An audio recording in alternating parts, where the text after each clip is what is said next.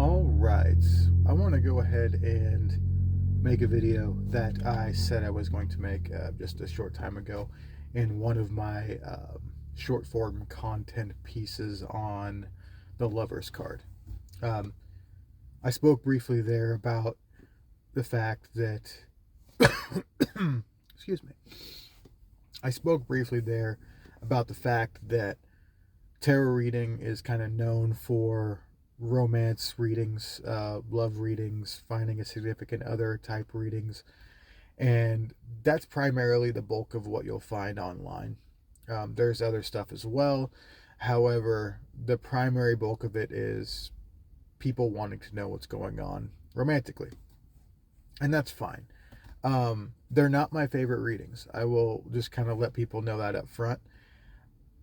One of the reasons I'm going to get into pretty heavy here, and that's because everyone misses the point of a love reading, in my opinion. It's kind of hard to swallow, but it needs to be said. And I do think if you're a person out there who's been getting love reading after love reading after love reading after love reading, and it's just not working for you, this video's for you, okay? Number one is tarot addiction. I've mentioned that here and there throughout other videos, but just a brief recap. Tarot addiction is when a person gets a reading, and that reading makes sense to them. That reading kind of gives them I would say, a dopamine hit. It gives them clarity. They know what to do.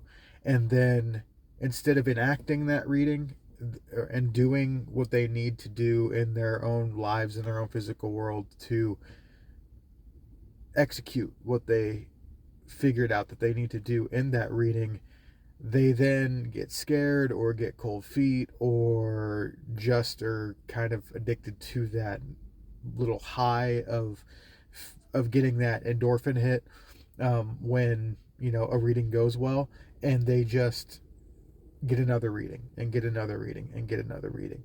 With the internet and the proliferation of online tarot reading, and then I would assume now with AI, oh boy, I'm betting it's overloaded. It's just people just addicted. Okay, that's number one. Okay, if you're in that cycle, I think I just need to tell you to stop. Okay. It's just like anything else. It'd be like going to a casino and anything that wastes your time and money. A lot of people pay for readings, and if it just stop, full stop. All right. When you come back, if you're ready to come back to tarot reading, if you find it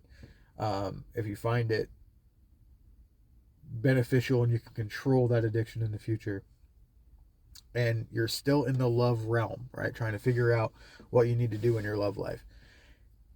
Here we go. Number one, okay. I know I say number one a lot. There'll probably be like 3 number ones. But number one is you have to understand that a love reading isn't just about the person, about the partner, right? So often I will hear, please tell me the characteristics of the person that I'm going to be with. Please tell me, where this person is going to be. Please tell me all of these things. Okay. Well, and I might get, let's say it's a 5-card spread. I might get one of those cards that talks to me something about that person or whatever. But then there seems to be these other cards that are sort of like, outcast pieces of the puzzle. And people just kind of cast those off. Tarot readers are bad about this too. Some tarot readers will just hit on that card like, oh, well, this is definitely the person. Face cards are big on this. Okay. So like, let's say just for, let's say King of Wands. Okay. So, you're like, oh, this might be an older individual. This might be a person who's very mature. This might be a person who's definitely going to be like seated in their power, and they're going to be very, ingrained in what they do and probably have done something that they love for a long time, all this stuff. And you start focusing on that, but you're not looking at the other things that are surrounding it. Big mistake. Okay. Because those other bits of the puzzle can talk about what you need to do to be ready for that person. okay? Or what you need to do to get yourself in that position. Because oftentimes, I've had this happen so many times. People will come back to me and they say, "Hey, you know, it was great. You know, that I met that person that you were talking about. The characteristics were spot on. However, we were completely incompatible, and it seemed like, this person wasn't for me at all." And then my response to that is what did you do to make yourself in the real world ready for a person like that? And what other cards did you see, and what else did we talk about that would push you in that direction? Um, so that's the biggest thing. Is it's almost like a third party reading. Don't make the reading about the person that you're going to be with or want to be with. Make the reading about what you need to do to get with that person and to change yourself and your inner being, and do all these things that you need to do in order to get there. Okay, that's step number one.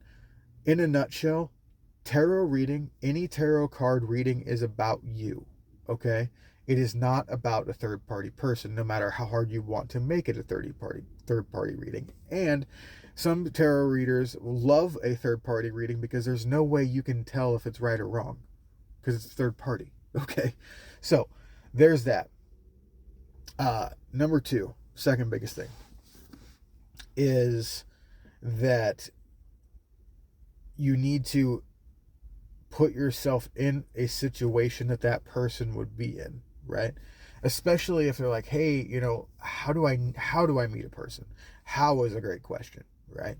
It's like, okay, well, what type of what environment is this person going to dwell in? Okay, what environments are around you that are like that? What can you do to get yourself into these type of environments? Okay, it makes it more likely that you're going to meet said type of person predicted in the tarot reading if you're in that situation. You're hedging your bets, right? I think the tarot requires work. Tarot readings require work. It's not just, "Hey, this is going to happen." It's, "Hey, this is how you get yourself in a position for this to happen." That's all tarot readings, but that's my 2 cents on especially romance readings. I think that's all I have to say for this one. Thanks so much for watching. This is Lee from Grayscale. We'll talk to you later.